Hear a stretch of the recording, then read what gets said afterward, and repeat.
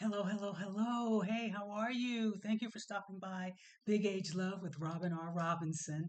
I hope you've had a good week and you're feeling great. I want to talk to you about something that's kind of heavy duty, and all of us have experienced it, but I want to talk about what it feels to be in your feelings. I've been in my feelings pretty much since last Saturday.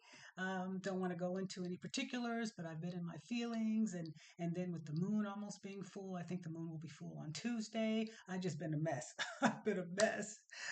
But luckily, I've had a couple friends who are great listeners and great shoulders to lean on who have talked me off the ledge. And I'm feeling a lot better, thank God. It is Friday, February the 27th, and it is 12:20 p.m. Central Standard Time. So, I want to talk about what does being in your feelings actually mean. Um, Usually, the emotions you experience are anger, sadness, loneliness, and weariness. By the way, if you hear voices, errant, random voices, it's because I have neighbors who are very inconsiderate and they're ignorant. So please pardon them, okay? Thank you. So, anyway, back to the topic. Usually, the emotions you experience are anger, sadness, loneliness, and weariness. And you don't want to talk to anybody about your feelings, but if you don't, you're feeling all pent up and bottled up and caged up and anxious and all that. So and you feel like you're about to explode. So and that doesn't do anything but wreak havoc on your nervous system. And wreaking havoc on anything is not okay, and especially not on your nervous system. Okay. The Urban Dictionary's definition is of getting in your feelings is when something or someone brings you deep into your emotions, or when you become really emotional thinking about something or someone. And I'm sure you guys have all heard the phrase, you got me effed up. Okay? You got me effed up. I'm not dropping any F bombs, but you know what I'm talking about. It's the same nuance, just different wording. But check this out. Listen now, if you're ever feeling burdened and it's too much to handle, that's okay. You're allowed to feel overwhelmed. You're allowed to feel drained. You're allowed to feel disheartened, because feeling all of your feelings is necessary in order for the work to begin. Sitting with your own thoughts and with your own feelings is the highest form of self-love.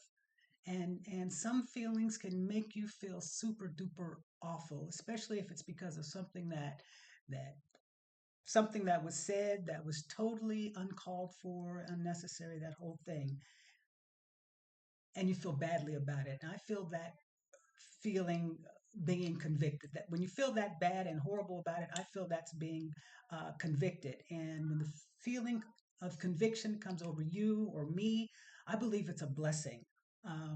You're feeling horrible because you're better than this. And so the goal is to feel conviction and not shame. Feel conviction and not shame, because shame is a mofo and it can take you out. Shame can take you out. I read this online. Conviction cuts deep, but it frees you from chains you didn't know you were dragging. Conviction cuts deep, but it frees you from chains that you did not know you were dragging. And it's undeniable. You, me, we, when we're feeling convicted, we know it. It's an inner gnawing, like it's a drag. It really is awful. But try this. Notice your feelings, name your feelings, sit with your feelings, then let your feelings go. I know these steps are uncomfortable, especially sitting with your feelings, but this is when you start dissecting your feelings.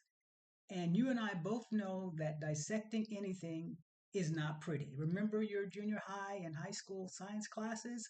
I can bet you 20 to 1 that those frogs are all their feelings were all effed up, if you get my meaning, okay? If you get my meaning, them frogs' feelings were all effed up. Ribbit! Ribbit! I know that's terrible. That's terrible. May the little froggies rest in pieces. I know that's terrible too. Okay, okay, okay. Let's focus. Let's focus. Let's focus. But in order to get to the core, to the nucleus, to the crux, you've got to dig deep and cut away all of the chaff, remove all the debris, get your fingernails and your hands dirty. You got to sit in your feelings, especially if you know you were the culprit or the instigated. If you were I'm gonna have to take two because I am messing up right now. Sitting in your feelings, especially if you know you were the culprit or the instigator, the ultimate B, if you will, it comes with its own special weight, double whammy. Like, look at what I just said or did. Look at what I just said or did. And then you have to come to grips with it. And the apology, and I repeat, the apology that must be made to whomever your conniption was aimed toward is no doubt akin to eating the biggest, blackest, baddest crow you've ever had to swallow. Admitting a mistake is just that. It is hard to swallow. For some of us, it is. Um, but once that bad boy clears your throat, a weight is lifted. A weight is lifted. And although the wound is still fresh and soft and tender, let the healing begin. Let the healing begin. And that is a good thing. That is the objective. As each day passes, know that all wounds will get better, and obviously there will be a scar, but and that's just a reminder of the incident, but eventually it too will begin to fade. The best of us get in our feelings, and thank God we're not robots yet. And thank God we have a brain and a heart and some courage. But like Bone Crusher says, I ain't never scared. We ain't never scared. You ain't never scared. Oh, I love that hook. Come through, okay? Being in your feelings is human and it happens. However, own your shit. If you effed up, own it and become better because of it. Pray for patience, guidance, favor, and grace and mercy. It's a process. It takes time. I felt really bad last Saturday and Sunday. However, like I mentioned, I had a couple friends who were I was able to talk to, and praise God for that. I did some journaling, I did some walking, I did some praying, I did some self-reflecting, and I'm so much better today. I'm so much better today, February the 27th. Time does heal. It does. Time does heal. And although the memories remain, the intense pain, the jarring aftermath, and the feeling of being the worst human being on the planet, it does subside.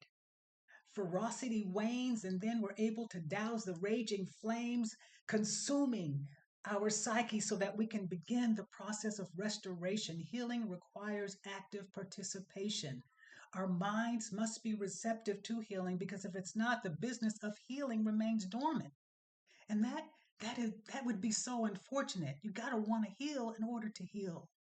Thank God for a new day.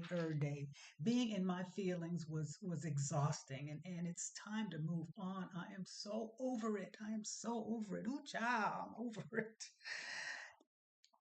Anywho, it's going to be 84 degrees tomorrow, and I'm looking forward to hanging out with a friend. We're going to go thrifting, and then we're going to go have lunch. And NAACP Image Awards is going to be on tomorrow night, Saturday the 28th at 7 p.m. Central Standard Time on CBS, and that's always a good time. So check that out. So I'm going to jump off. I just wanted to hop on and give you my interpretation of being in your feelings and what that's about and how it affects us all because we're human. And if you're human, you're going to be getting in your feelings. But thanks again for stopping by Big H Love with Robin R. Robinson. I appreciate you so much. Thank you for liking, commenting, subscribing, and sharing. Take care of your beautiful, beautiful self and enjoy the last weekend of February. Have some fun, okay? We'll see you next Friday if God's willing and the creek don't rise. So be well, be happy, be blessed. Talk to you later. Take it easy now. Peace.